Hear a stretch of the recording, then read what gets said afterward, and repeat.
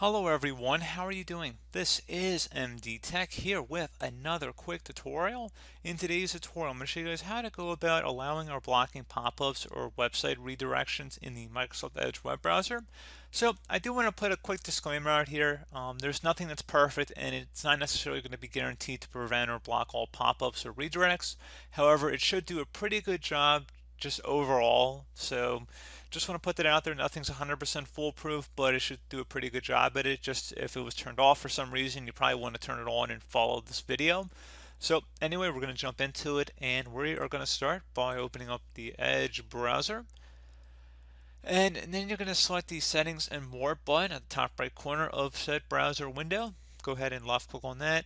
And then you want to select settings near the bottom of this list. You want to select cookies and site permission on the left side here. So in my case, it only says site permissions, but it may say cookies and site permissions depending on what version of Edge you're using here. So now over here on the right, you're going to go select pop-ups and redirects. Let's go ahead and left click on that. And you want to make sure pop-ups and redirects is blocked. So it's toggled to the on position. If you wanted to unblock pop-ups and redirects, you could just turn it off. But again, you don't really have to necessarily do either all on or all off because you have options to add exceptions to whatever this rule is up here. So if you want to add blocked sites or allowed sites, depending on what you want to do, you're more than welcome to add specific website domains. You just paste it in here. So again, pretty straightforward process, guys. Do hope that I was able to help you out, and I do look forward to catching you all in the next tutorial. Goodbye.